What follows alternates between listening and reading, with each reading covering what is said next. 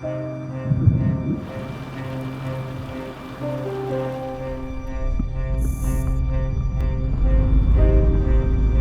potentiel, mais le plus gros est prévu dans le Pas-de-Calais ce soir. On va peut-être rejoindre des chasseurs là-bas d'ailleurs, ça gonfle vraiment très fort d'un coup.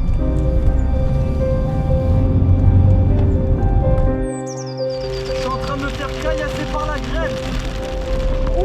En début d'année, je vous ai laissé sur la vidéo de la tempête Goretti, pensant que ça allait être le dernier événement avant le retour du printemps. Eh bien, faut croire que je me suis trompé, parce qu'à peine une semaine après la tempête, c'est une autre tempête qui va nous concerner. Mais pas le même genre de tempête. Ce 19 janvier au soir, nous allons à la rencontre des aurores boréales.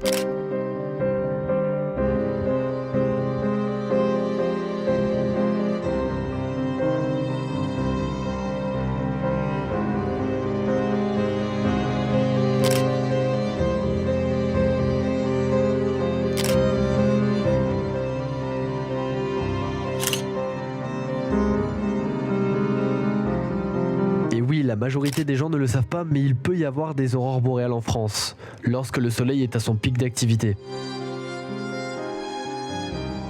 Je suis pas un expert dans le domaine, loin de là, mais si vous voulez en savoir plus sur les aurores boréales, je vous invite à regarder cette vidéo. Bon, c'est bien sympa tout ça, mais revenons à nos orages, et pour ça, pas besoin d'attendre très longtemps, car le premier risque orageux arrivera dès le 16 février. Ce jour-là, les températures au sol sont largement au-dessus des normales de saison. Pour l'après-midi, il fait doux quasiment partout. Et dès le début de l'après-midi, on se retrouve avec les premiers orages. Pour ma part, je vais suivre une première cellule qui va rapidement prendre en intensité. Mais le problème, c'est que je vais me retrouver coincé dans les bouchons à cause d'un accident. Alors je vais perdre de vue l'orage. Le reste de l'après-midi restera bien ensoleillé et chaud, de quoi bien réchauffer la masse d'air. Pour une nouvelle cellule orageuse qui arrive par le nord. Je récupère ma copine et nous allons directement l'intercepter. Ça y est, on a de l'activité électrique par là-bas là. On a vu deux éclairs, lui il était bien visible. Oui, lui. Et pourtant, c'est loin quand même, parce que nous on est vers là. Moi j'ai pas ça impact. À l'avant, un bel arcus se dessine, tandis que l'activité électrique reste très peu régulière.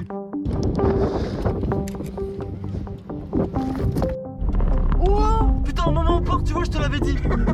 Sans déconner. Nous allons suivre l'orage jusque sa mort. Bon, rien de fou, on est d'accord, mais pour une première chasse en février, je le rappelle, c'est franchement pas trop mal. Bon, aujourd'hui risque d'orage, le premier vrai risque d'orage. Il y a du bon potentiel, mais le plus gros est prévu dans le Pas-de-Calais ce soir. En ce 9 mars, avec ma copine, on sort d'un road trip et nous sommes assez loin de la zone d'intérêt. Nous allons faire route vers le Pas-de-Calais, qui est pour moi la zone la plus intéressante pour cette journée. Pour l'instant, 2 heures de route en direction de la baie de Somme, et après on verra bien. Voilà ce qu'elle vient de devenir. C'est la même que je t'ai envoyée il y a 2 minutes, mec, c'est nucléaire. On fait face à une véritable explosion nucléaire digne d'un mois de juin.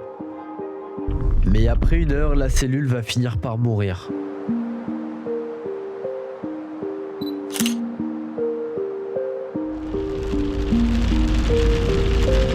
J'irai pas jusqu'à dire que c'était un flop, mais ce reste quand même une journée très décevante.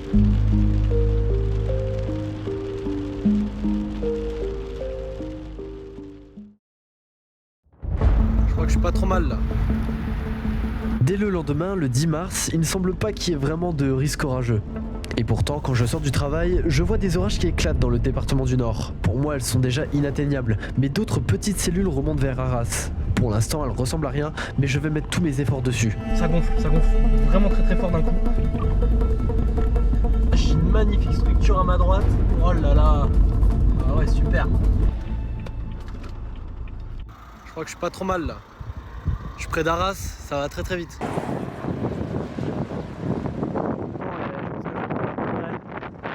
Ça en valait le coup, franchement. Il y a des superbes aspirations à cet endroit-là et en fait l'arcus il est courbé quoi, il est vraiment magnifique.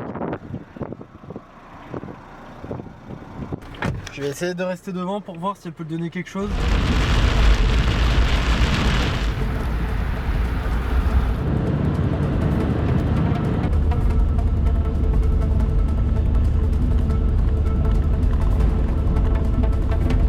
Bon là j'ai du mal à rester devant sans rouler trop vite, donc je vais pas prendre de risque, je vais sûrement la laisser passer. Bon, je savais pas encore, mais à ce moment-là, la chasse allait prendre une sacrée tournure. En réalité, je connais pas du tout cette zone. En fait, je vais me retrouver face à un véritable barrage urbain. Je savais pas que c'était possible à ce point.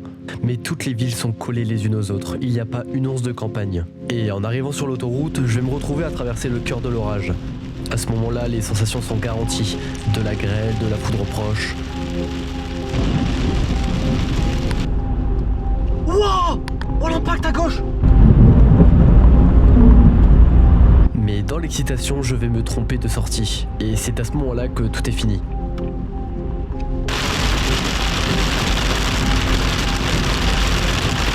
Je vais batailler pendant des heures et des heures à juste tout simplement chercher un point de vue. Mais c'est impossible. J'ai jamais vu un truc pareil. Pas un endroit où s'arrêter. Que de la ville, des maisons de partout, pas un brin d'herbe. Oh, par pitié! Incroyable, il n'y a que des villes.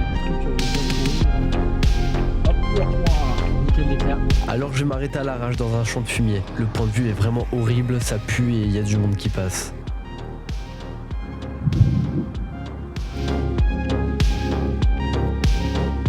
Mais je vais quand même tenter le tout pour le tout. La nuit approche et j'ai envie de capter les derniers instants de cet orage. Et ça y est, enfin, je trouve le point de vue idéal sur une route où personne ne passe. Au moment où je sors de la voiture, un impact de foudre vient à tomber juste à l'arrière de la cellule. Mais au moment où je place mon appareil photo, l'orage est déjà mort. J'arrive pas à comprendre pourquoi la chance a aussi mal tourné d'un coup. Comme quoi la chasse se joue à rien. Une seule erreur, une mauvaise sortie d'autoroute et c'est fini.